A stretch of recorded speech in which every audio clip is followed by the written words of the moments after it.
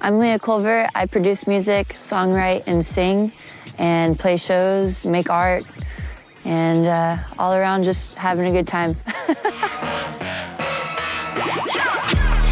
In the last 3 years, I've made so much music, so much new music that I've been releasing with Monster Cat.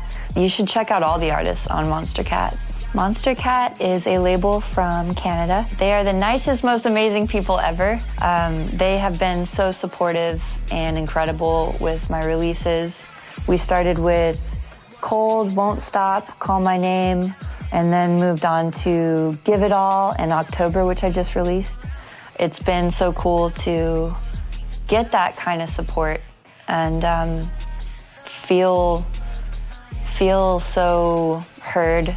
You always have to ask yourself what's everyone's intentions and just try to protect yourself, because I think at the end of the day, you will be the only one to protect yourself. So I feel really grateful for Monster Cat, so thank you, Monster Cat. We were releasing every month, and now we're doing like bi-monthly. So we have so much music to release with them in this coming year, which I'm so excited. I'm so excited about this next coming year. Most of these songs are about things we've also been discussing, like the passing of Harrison. And I'm grateful for all experiences, because it gets us to the point we are at and where we're supposed to be. I can see personally in the places that were the hardest or like the scariest or the most painful, that it got me exactly where I'm supposed to be, which is to the most resilient form I've ever been in my life. And that's just something that you can't take away from people. It's insane, the things that have happened since we started this documentary. It's just crazy. I feel like an entirely different person. Just so much growth and life experience. So a lot's happened. I could go on, but a lot's happened since we started this dang thing.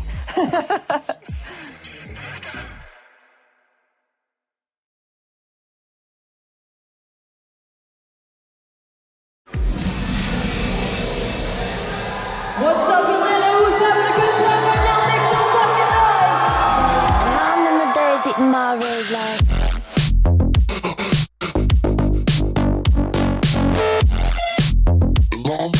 Leah's so involved in her art. I think it started from us just becoming very close, and she's like the sister that I never had. Leah's a wizard. She's multi-talented and has a vision for herself and her art. Whatever that it factor is, we thought that she had it. And so we brought her on, and ever since then, it's kind of just been a snowball effect with her. Just puts everything into it. I couldn't imagine anybody else for the job. She was somebody that when she came in, was already coming in with some musical background, but knew that if she really wanted to push at the level she wanted to, she had to find people that were better than her and surround herself with that energy. We've just been close where I can mentor her and be her friend, and we are going through similar experiences and just coming up in the industry and just being each other's support network. Her and I have a very similar outlook on life and just achieving your goals and how to manifest your dreams. And we always say that we can bring people on and put them on this big stage, but it takes that person to take things to the next level. And at that point, it's really up to them to do their homework and work hard and perform well. And she's done all that.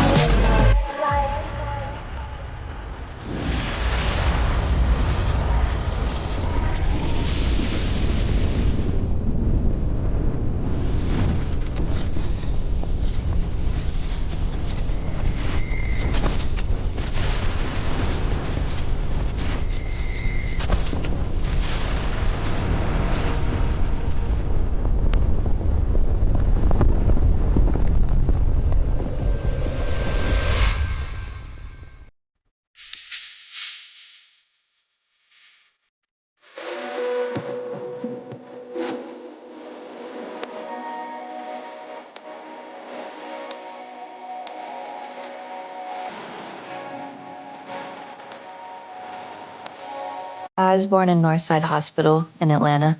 I grew up in Gwinnett, and then I moved around a bunch of places. I've lived in like Buckhead, East Atlanta, all the way to Lawrenceville, and now I live in LA.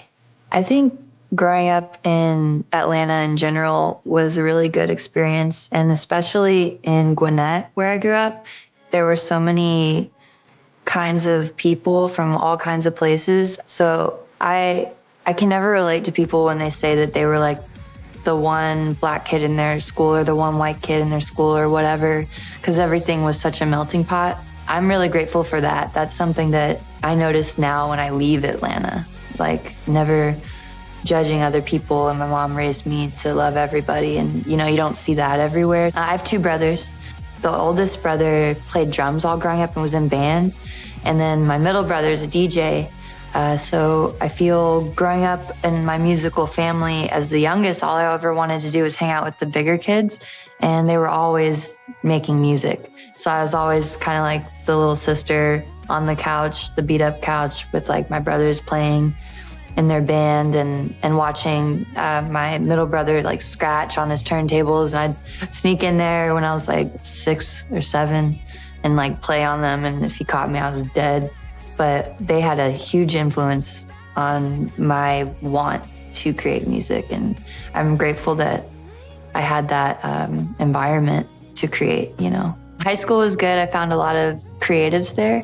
I feel like they influenced me a lot. Some of my closest friends were all about trying to form bands and jamming after school, and I think doing that really, really helped me become the artist that I am today, because I used to go to my friend Ethan's house, and he had a drum kit and like guitars and stuff, and we would go down and jam and like kind of rotate. Like I'd play guitar, then like Ethan would play drums and Alex would sing, or like then Alex would play guitar and I'd play drums. I think that kind of like freestyle flow, alternating system that we had really helped me like get more confident on different instruments, and like definitely helped with my flow for writing in studios. So high school is important. I fell into DJing, actually. It's a funny, weird story. I was working for a rave company, like barely working for it. I mean, like sending emails and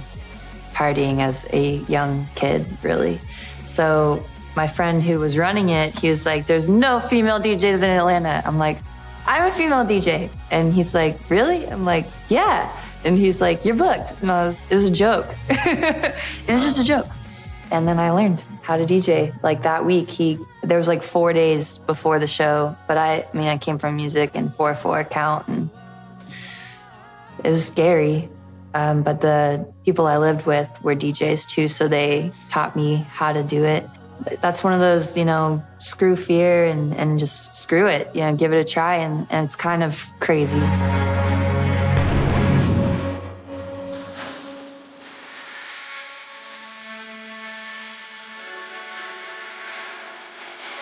All the way to Dustin to do big party, shoot, paint, champagne at people.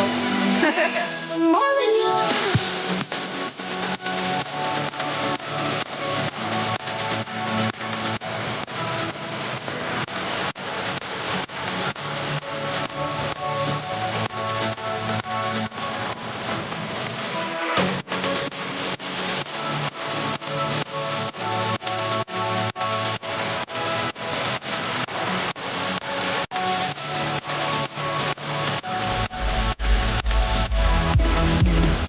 Try calling my mom? Mom! No! Thank you for calling. No! Why don't you love me?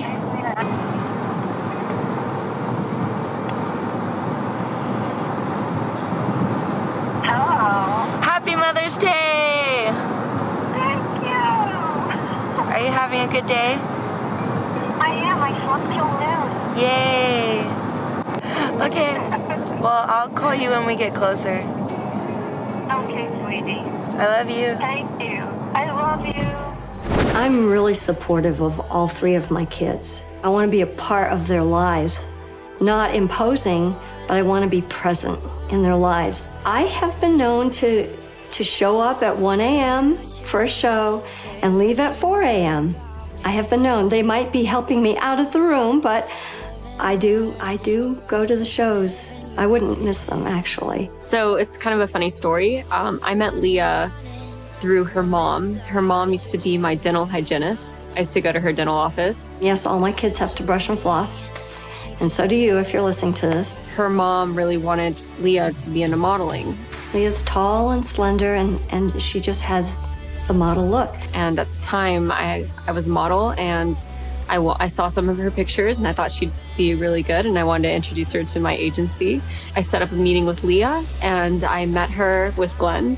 The first thing we started talking about was this new thing that Glenn and I had started, which was Iris, which was our weekly events that we had started doing. So I started talking to her about that, and she said that she was just starting to DJ. And I said, oh, wow, well, that's cool. We should come play for us sometime. We had her playing for us, and then we got her into modeling as well. And that's really how the relationship started. And of course, her and I became really good friends after that. It really is family now. I've adopted Maddie and Glenn. I certainly liked Leah. I thought she was a great person and friends and almost sister. So we saw talent in her, not just her performance and her skill level, but also relationship-wise. We like, as far as our business goes, we've reached out to contacts we've had to try to get her on. We've made introductions. We put her on the main stage and promoted her brand. We take a little bit of pride in supporting good people, and I think that we were able to develop some talent, especially local, and we love doing that. We took her under our wing when she was first starting out and just really helped manage her and develop her and try to give her the guidance that maybe she wasn't really getting and give her that support. Because a lot of times in this industry, if you reach out to the wrong people or get the wrong people trying to help you, sometimes you can be led in the wrong path or really be taken advantage of. And that was something I wanted to make sure that we protected her from and shielded her from, because we did have the experience to know who to work with and who not to work with. And Glenn's been in this industry for over 20 years, so he really understood that and understood at least the road to success. We've always tried to give her a spotlight. As she's grown, she certainly has been able to sell more tickets. And so she's moved to LA, she's gone to Icon, which is legendary. It's probably the best school for that world as there is.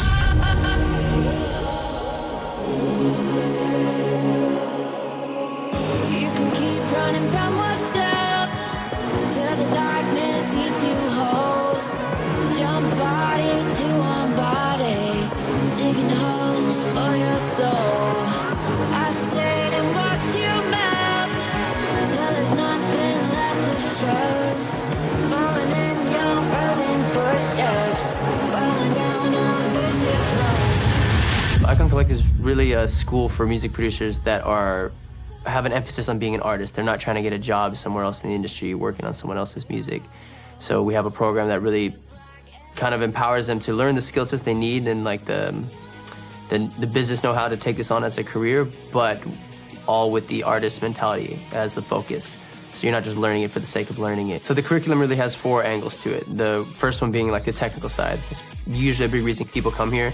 It's understanding your DAW, understanding mixing, mastering, recording, synthesis, sound design, all the technical aspects that make sure it doesn't sound like it's being created in your bedroom. Then the obvious side is the musical side. So music theory and harmony, arrangement classes, keyboard techniques, ear training, making sure that at the core of it, before you produce it, there's an actual song that you're producing and not just banger after banger, you know? We have like the campfire test where if it can't stand alone as just being piano or guitar, like in a small room like this without the lasers shooting off behind you, then you need to work on the song a little more. So even in that class, every single week they're singing in front of the classroom, they're writing songs every single week outside of programming synths and things like that. So really heavy emphasis on songwriting. The third angle is like the business side of it. How are you actually going to eat with this? Where's their money being made? We kind of break down how the industry has worked, how it's currently working now, where do we potentially see it going because technology moves so fast in this industry. And then how do you, as an artist, develop a brand that allows you that same flexibility, that your music can evolve with you as you age and have different experiences, you know? You're not getting caught up in like, I branded myself as this genre of artist and now I want to evolve and now my fans don't want to come with me. We really want to make sure that you're building a business model that allows you to grow and adapt, and hopefully your fans will come with you as long as you portray it in the right way.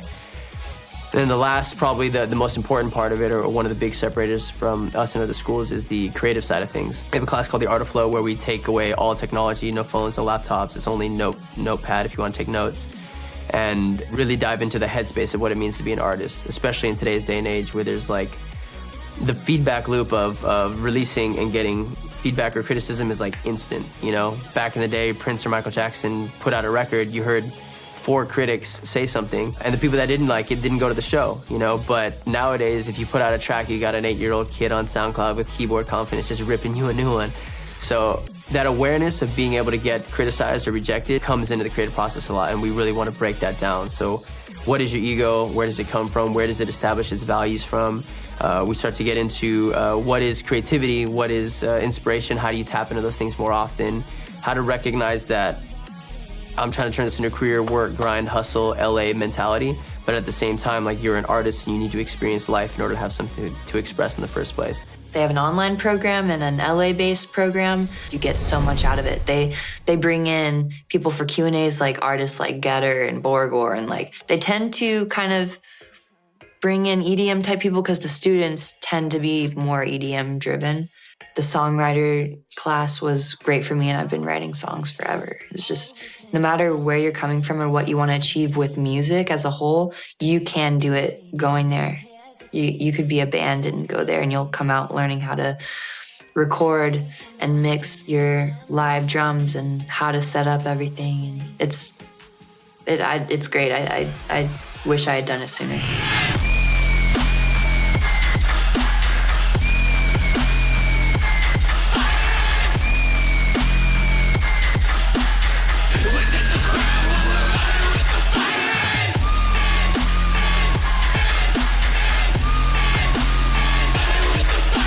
I do a lot of like sampling and resampling and like audio effects on the sample and then resample, and just like you can really do a lot to a sound, manipulate it like it's like painting.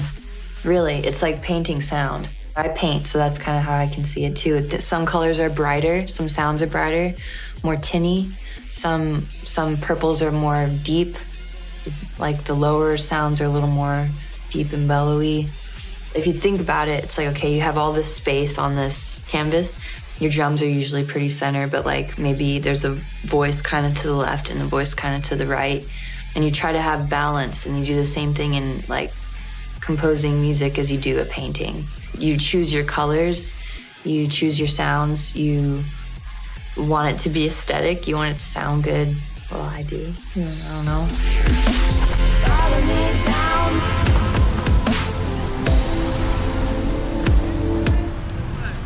For me, art is just as important as music, and I spend a lot of time when I'm not making music painting, and some of that is spray painting. And I love the art scene here in Atlanta. They do this really cool thing called like Free Art Friday. A little unrelated to what I'm about to show you, but I've gotten involved where you paint things and you drop them in locations. Like, say this is my painting. I would find a place like the Krog Street Tunnel, something that's a little more known, and I would drop the art there and then take a video of it and hashtag FAFATL, and then somebody can come get some free art. But it's kind of cool because it's another way to give back some more light into the world in this crazy time. It's so crazy. But yeah, so over here is one of the spots that I did a little mural. My friend Dusty Persona let me use some of his spray paint. Right here you can see his art. This is Dusty Persona, and it looks as though somebody put some brown on it, but it wasn't there before. He also did that. And then over here, this is the first one that I actually did like on a wall. And I'd say like I tend to draw faces and paint faces, so I want to say the inspiration behind it is kind of like, I usually do them bald, and it's kind of against like beauty standards, but I also kind of put like big lips and small noses and big eyes and long lashes, perfect brows, because that's just kind of like what society expects of women nowadays. So I think it's cool to have them bald. They're kind of like little alien people, like little alien beauty people. This is Crowd Tunnel if you want to check that out. It's a really cool thing in Atlanta where it's encouraged to practice here.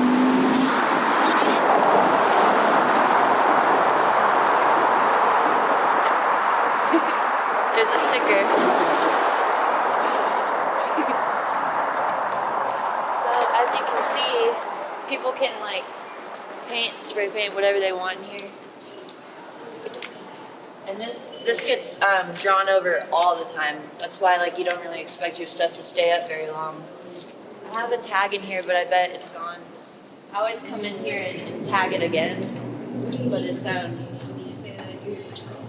for my friend and it's gone, so I always tag a RIP HKK. It's okay. So it was this one. So I always put another one just kind of like where I can find it again, because all these panels are the same. But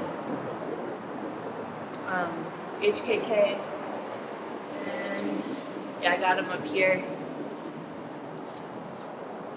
Yeah, there's another one right there. Oh, they went over it. Yeah, this one's not as good as the one that was under it, but I'm just gonna keep doing it whenever I paint around here.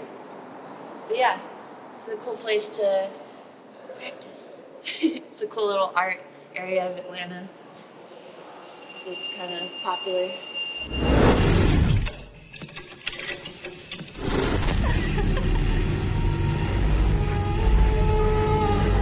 My name is Vito Finamore. I am a producer-engineer. I also teach at Icon Collective Production School. I have a company with my partner Mesta. It's a mastering company called Punching Dolphins. We've been doing that for about 2 years. Been mastering and engineering for about 12 years. Also produce. Used to produce a lot of hip hop and R&B. We've been working on a project over the last 2 years. It's a follow-up from a project that we did 3 or 4 years ago called Kaylee Victoria Rose. It was a concept album about a girl with multiple personalities. We pretty much made it all by ourselves, mixed and mastered, produced it, had multiple singers on that. Put that out about 3 years ago. And for the last year and a half, we've been working on the sequel, which is called Allison Jane Parker, starring Leah Culver. Hoping, hoping now, coping now. Sing it loud. Hear the siren sounds, sailing in the clouds. Meet me on the ground. Vito and Mesta, who were both teachers at Icon, are teachers at Icon, not only can mix and master your stuff, but they run it through all their really dope analog gear, which is really cool. And they always correct me. It's like, we have this really cool project. But they're amazing people. And the project is like this whole story about the siren, which is like a mermaid who sings and like brings in men and makes them like crash into stuff. It's a whole really developed idea and story behind their whole project that's insane. Once we kind of broke down the whole entire story, she was like, whoa, this is so cool. Like, I want to get involved. Once I seen her energy and how much passion she has in the music, we were like, we gotta have Leah work on it. They're really, really inspiring because they have gone above and beyond any producer I've ever met as far as like actually capturing reverbs in like ships. If they took an impulse and grabbed the reverb from the room, they did that on their last project too, which was a haunted asylum type thing where they went to an asylum, caught the rooms in there. It's gonna be about 12 to 13 songs with like some skits in between it. We do a lot of narration. Like I said, we kind of start off with a complete story. It's like literally written out, which makes it a lot more in-depth, makes it a lot more personable, and kind of has a concept, which in my experience makes music a lot tighter. It's the coolest project I've ever been involved in, for sure. The first project that we did, it was about a girl who had multiple personalities. We really had a hard time kind of finding artists, like true artists that could really devote time to it and really put the effort that we wanted into it. And I think for this one, we really kind of wanted to narrow it down to, one vocalist, just Leah's background and her personability and her love for the story, we were like, you're going to be the star of the show. You're arsenic, never met more toxic. Take my body, love the taste of poison. Vision so sick, pour me out again. Just a happy, the fate you have chosen. What did I choose? Honestly, the last 6 months has been the craziest 6 months of my entire life, hands down. Hands down. In the best way and in the absolute worst way, too. You know, we lose people. I lost someone that was really, really special to me. And that was insanity. I didn't get a lot of time to fully grieve. And I'm also kind of the person that wants to hold other people up instead of processing, or while I was processing, I lost the last person I was in love with. And I saw him that day. It was just, you know, it's never good when, you know, someone passes, really. It's never good when a young person passes. It's not something that anyone could see coming or anything. But that was a huge part of the last, like, year in my head right now. Don't you think we always take it too far? In a positive way, I've been more involved with Jan Smith and Brian Miller, who used to work with Epic and Boys to Men, and like he's great at marketing and so many things. I'm learning every day, like what all the things he brings to the table is crazy. And Jan, who is also like in the best vocal coach, seriously, she's taken me vocally to a whole nother level. Currently, I am working on a lot of new music, a lot of new music. The last 2 weeks I've been in my first writer's camp. I've never been in a writer's camp before.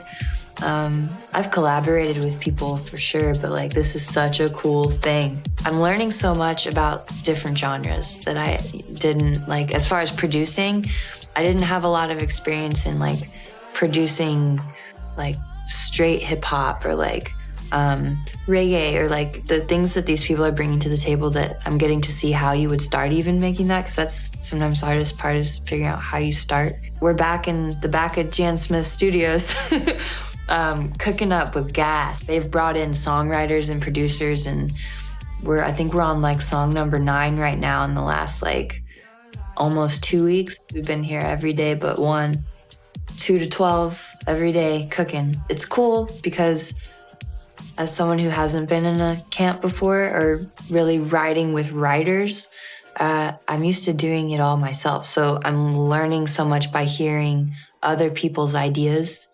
Been holding on to this dynamite, never thinking they keep it dark here. If we create the fire, yes. You see what I'm saying? That bridges the gap. Yeah, it bridges that gap. We're going across that line. Okay? Yeah. Got it? Yeah. You know, we'll go in and cut like some and it's like just like a whatever idea, and it's just the first thing that came out of your mind into the mic.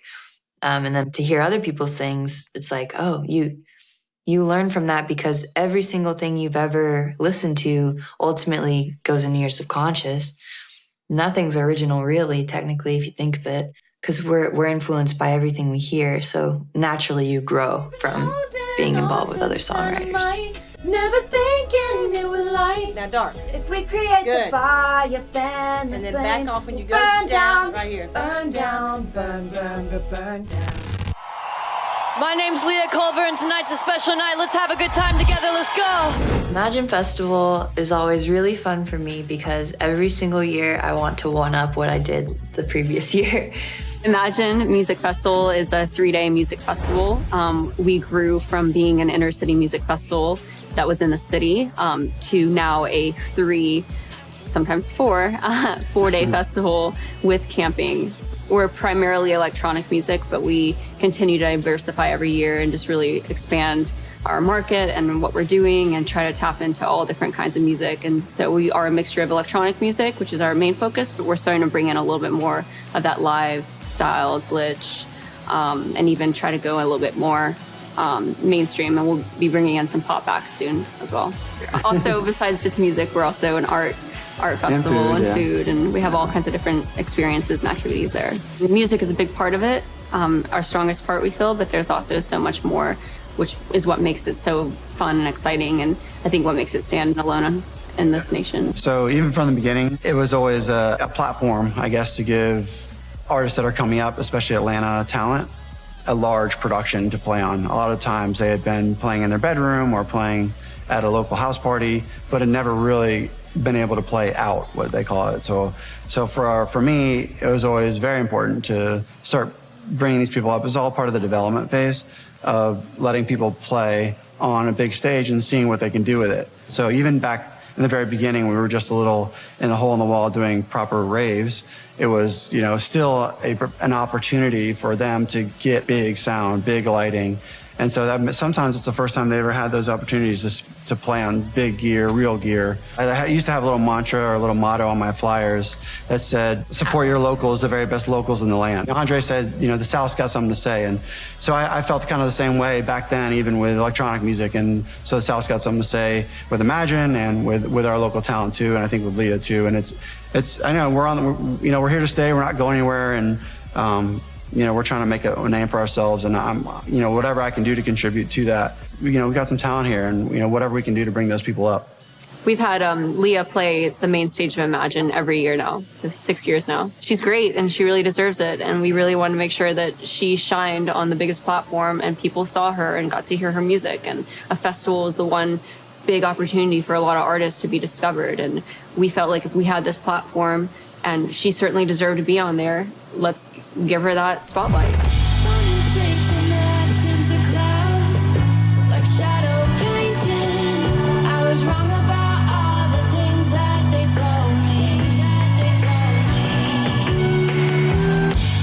Right now I'm in a transitional period, coming from being just a straight up EDM producer who does top lines and sings and, has a ton of influences from pop and like emo music and rock and everything. Going into pop area with EDM influences, just doing what I always wanted to do. I love DJing and I love producing EDM. But I was also the 5-year-old that was singing like Whitney Houston. I came from wanting to be that. And why not have it all? Why not do both of it? Why not do everything? Why put yourself in a box? I would say we're exploring it, but we're nailing it. It's really exciting, to learn from these people that are just champions at it. When I told you earlier about bad and good, I couldn't be more real with you that what we're doing in this building right now, currently, this minute, is everything I've ever wanted.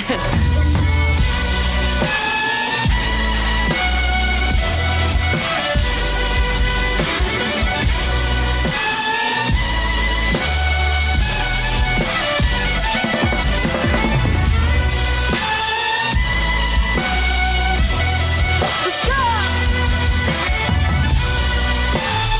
Hands up, hands up!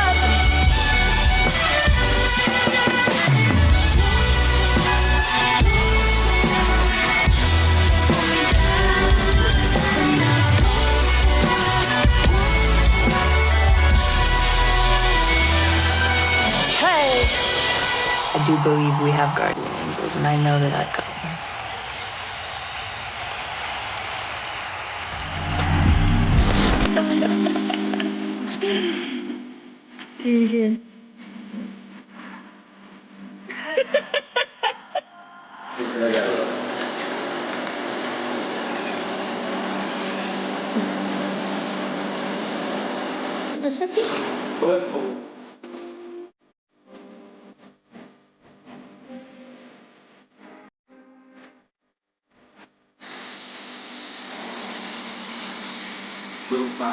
Snapchats, tattoos, killer bears, and Leah. Hey, hey, hey, hey!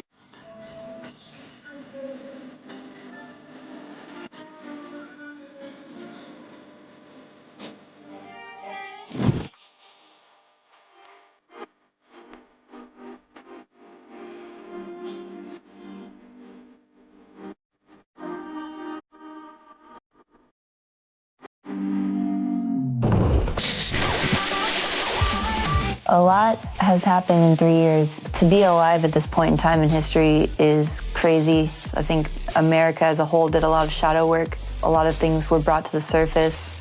People had to face the ugly truth and seeing it in others, and some people saw it in themselves. And we had, of course, the pandemic, which is like, ugh, who wants to talk about that? That was just the worst. I focused on writing a lot of new music in that time. Almost like chronically writing. I was writing every single day, whether it be just by myself or Lance, my guitarist, would get on Zoom with me sometimes, and it was nice to have a schedule.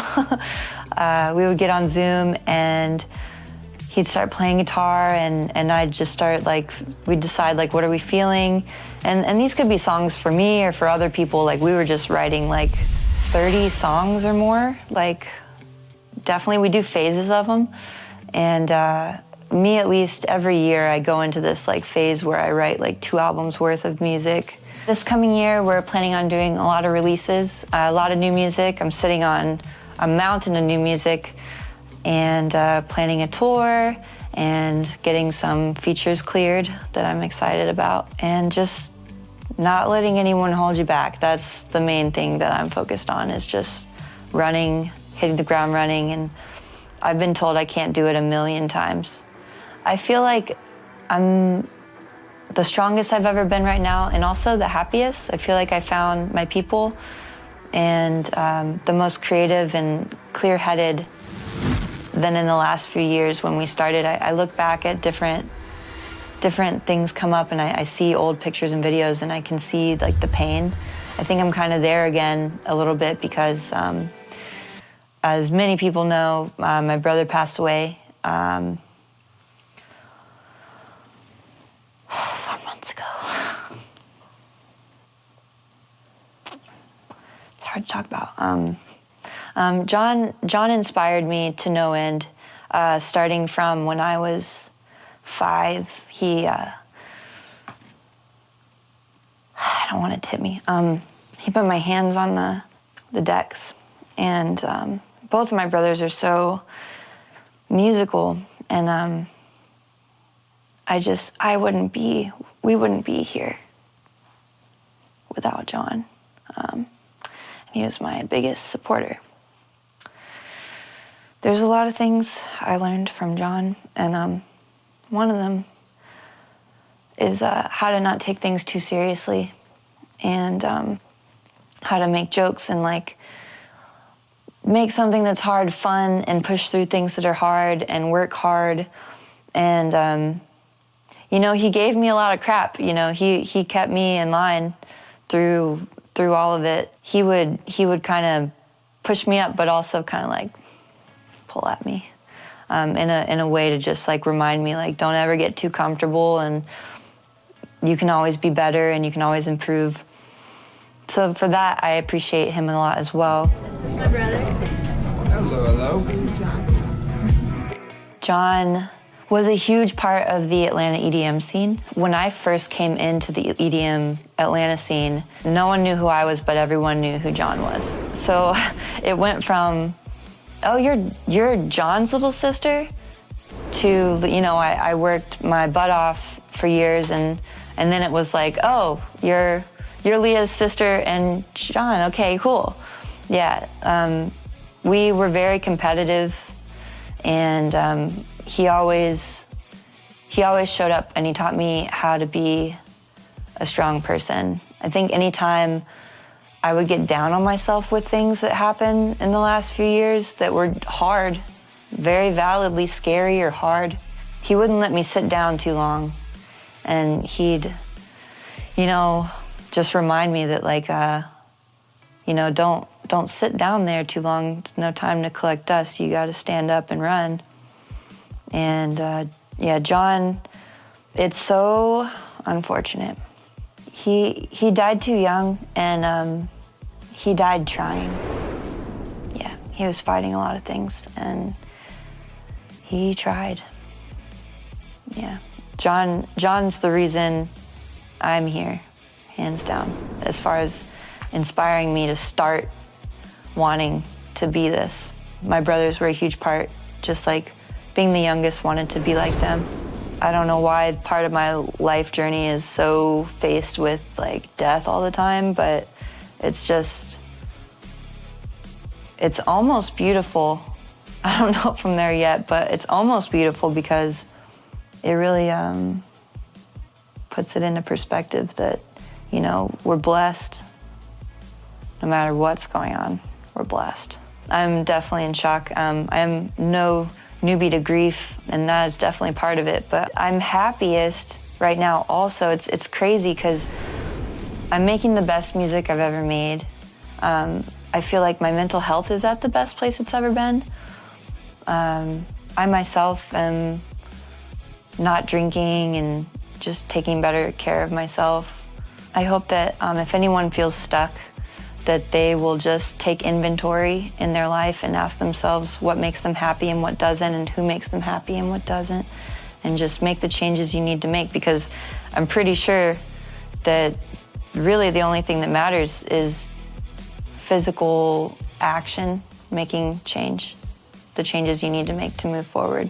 And no one's gonna come do it for you, so if you don't like something, you gotta change it. If you don't change it, you didn't try hard enough, is what John would say.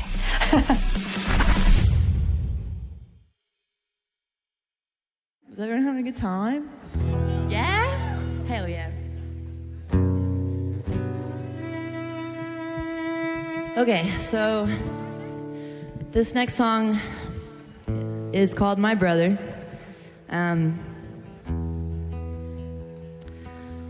I've never had to say this in a room full of strangers before, but we just wrote this.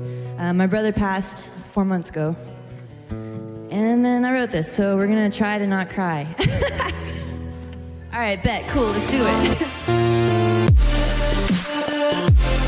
There's so many things that have happened that I could really live in the place of living in a box of knowing and understanding that anything can be ripped away all the time and being afraid of it, or the gift that I have now, which is being more present. When Harrison passed away and we were talking about that at that point in time, I mean, I'm still wrecked and it was terrible.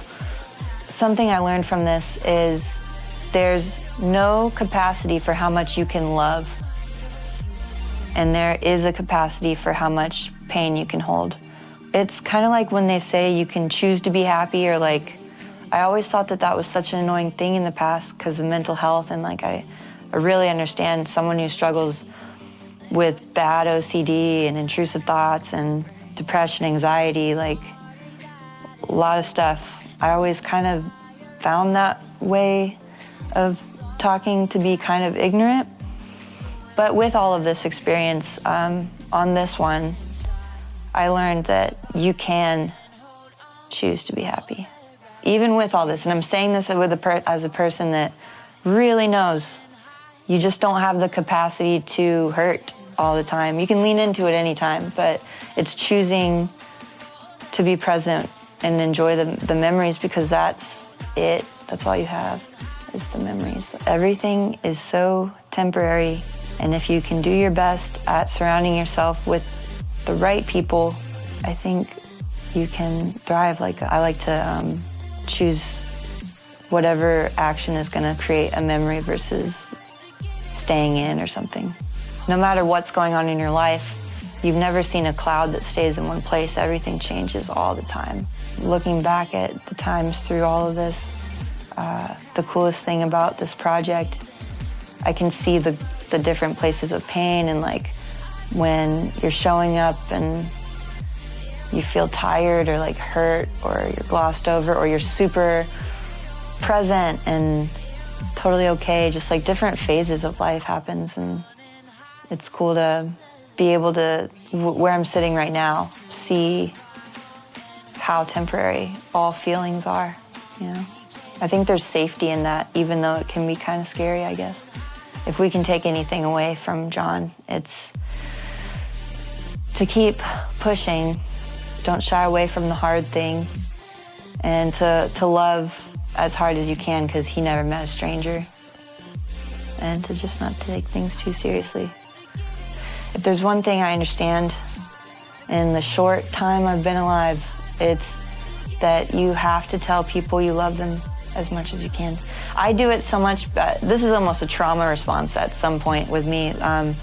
I tell people I love them almost inappropriately at the wrong times, but it doesn't matter to me. I tell everyone I love them. There's a lot of people out there that experience so much pain and feeling alone in this type of stuff. And I hope that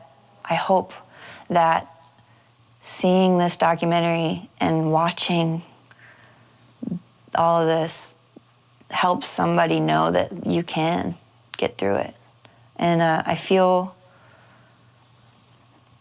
really motivated to try and help other people get through these things, because we're on this little spinny rock together, and the least I can do is make art and try to create a place with anyone I interact with that is safe and feels good. But I would really love to help people understand that if they need help, they can reach out, that there's places they can reach out. And if you're struggling with addiction, there's places you can go. There's always going to be someone that can help. I hope that if anyone needs the strength or has doubt in themselves, I hope that you can hear these words and hear that, you know, I believe in you, and you're not alone. And it will always get better. New crowd, new lonely, writing this story. Pain comes with glory, but I'll be just fine. I've never been more alive than when I'm here with you. You're my favorite therapy, I need your number one still. So get up, electric paradise. Get up, electric paradise. Never been more alive than when I'm here with you. You're my favorite therapy, I need your number one still. So get up, electric paradise. Get up, electric paradise. It's what I'm made for. Leave the bin, you crave more. Lives in my core. Johnny shots on the floor. Have your own pour, nothing left to care for. I'm doing fine.